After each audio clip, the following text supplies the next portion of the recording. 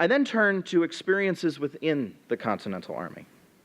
Soldiers' youth proves the defining aspect for their relationships in camp and on the battlefield. They had to project and perform manliness. They had to prove that they were manly, because society said they weren't.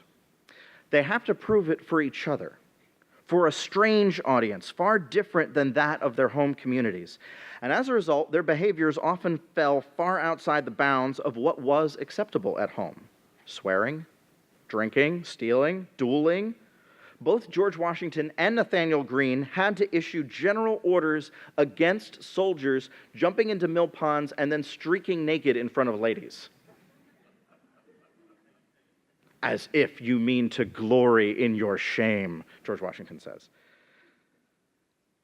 More darkly, military discipline sets enlisted and officers against each other with brutal physical punishments that get inflicted on free white men that would be unimaginable outside the military sphere.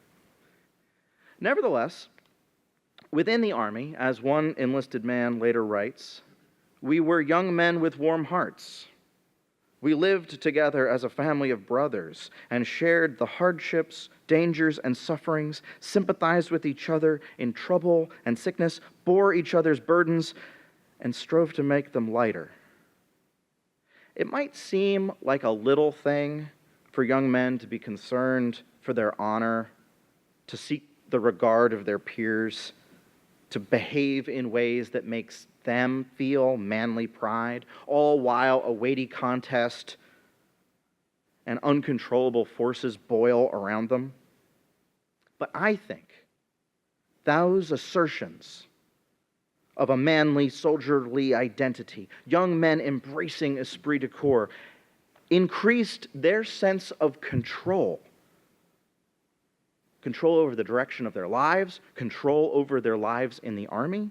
It helped them make sense of military service, and it helped them make it bearable. They could hold on to each other in the midst of terror and want and division.